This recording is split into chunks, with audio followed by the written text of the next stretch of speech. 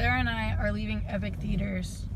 And we have vaguely discussed the movie, and I thought it would be great to elaborate what we had experienced. I totally wore my colored glasses the entire time, and in the middle of the film, I had taken the glasses off to get a feel, and I had realized, speaking of which, I was wearing the pink lenses, and when I pulled them off, I couldn't help but notice that the shade that the movie was projected in was mainly in what seems like yellow lenses and green. And today I had actually worn green glasses prior to seeing the film, and when I went outside wearing the green glasses, I couldn't help but notice that a lot of my irritabilities compressed into the heart center were expressing themselves. For example, there was, I suppose you could say, a easier being agitated circumstance from wearing the lenses. I couldn't help but notice that. And I was also mentioning to Sarah how a majority of the jokes in the Joker, or should I say in Joker, were sadistic, and a lot of the crowd was laughing at misfortunes and the harm of another human being. And additionally, I believe that this film was made with a play on the subconscious to attempt to idolize this type of persona and character. It's also a psychological movie because it plays a lot on mental illness.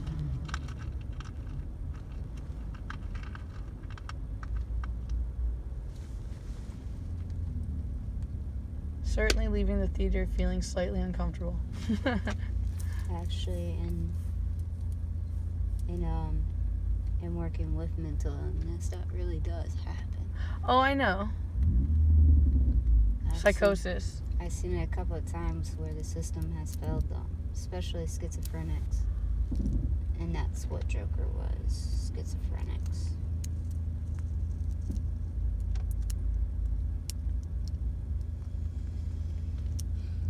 It's actually really sad to witness it. It was, I don't know, it was new for me to find out that Joker's mom also had psychosis, and when you can't tell if Joker is Batman's brother or not.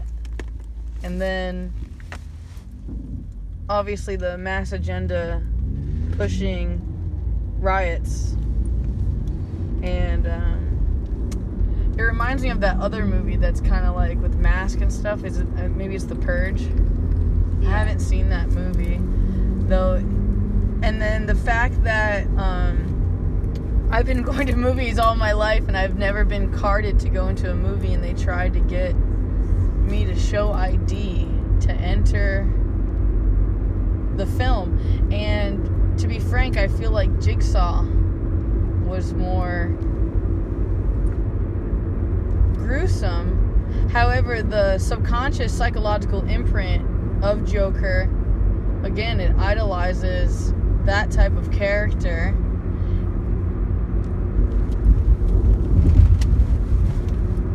And it certainly plays on the subconscious. And you can't help, though, feel empathy for him and his suffering and his abuse. And then the whole part of the story where you can't tell what's real. And then it's just a movie, so even more extensively messing with the mind. There's also subliminal financial domination inserted, especially in the previews. There was gay reference too. If you've seen at the last clip where all the riots, it said something gay blend. Yeah, I saw that as well. And it was just like, okay, like, it's actually really though gay also means happy, so you can break it down to the happy blade. So they're encouraging. I'm sorry, but it seems like they're encouraging like what they're doing in other countries. Like in other countries, they just legalized. I think it was Venezuela. Like I don't remember what country it was. Though one of the countries had legalized where basically man can become a vigilante and take the law into their own hands. My dad posted it, and he made like a joke, like, I wonder if they're gonna start doing this in America. And then I just can't help and recognize, what just happened.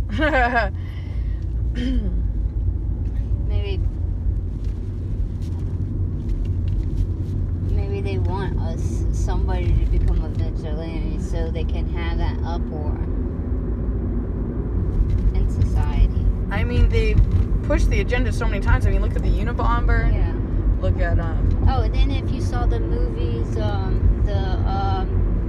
credits, or not the credits, but the previews before the movies. Yeah. Okay, they showed that war movie, right? Yes.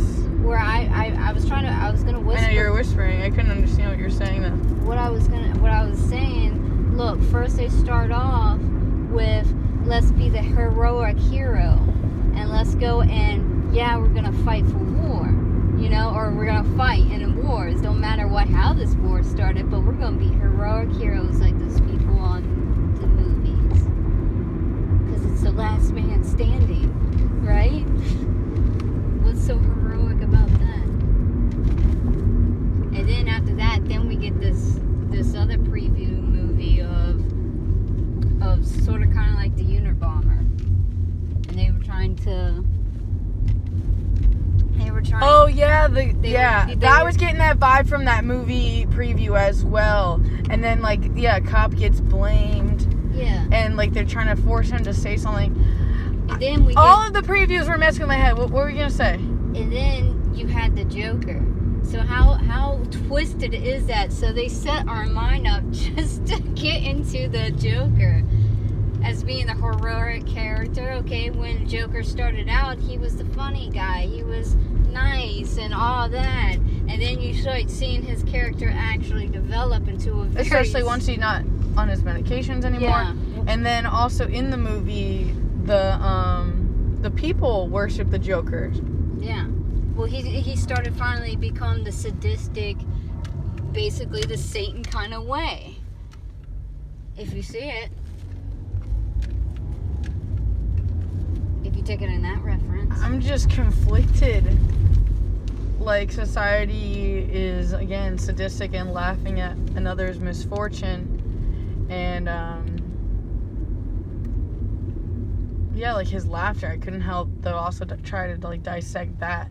But wouldn't that be... It's still teaching us the satanic way to laugh at somebody else's misfortune. Though it's also, a level almost catonic, where, your automatic body responses.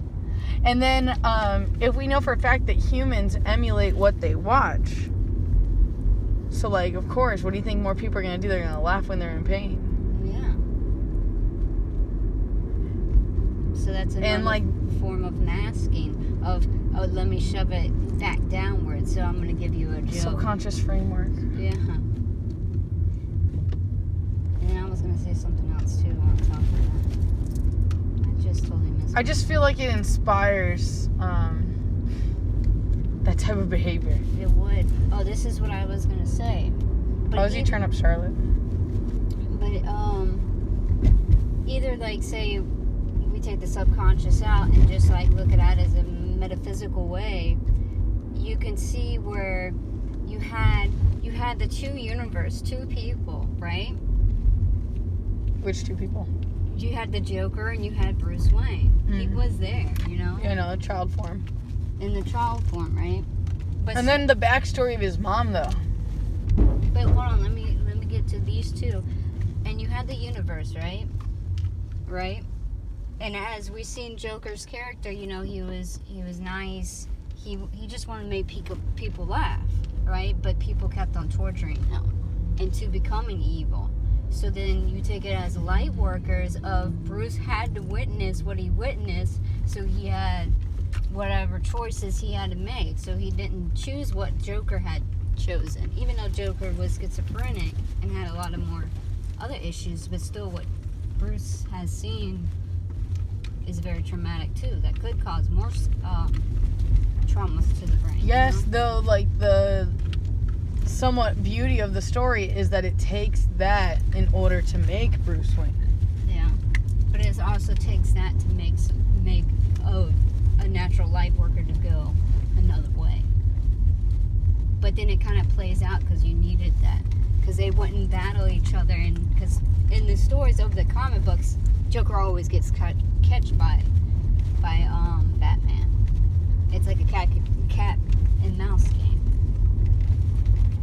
Yeah, like also, like when I was studying filmmaking and things like that, like every little detail kind of means something. So like I'm reflecting also additionally on what was the purpose of the rats?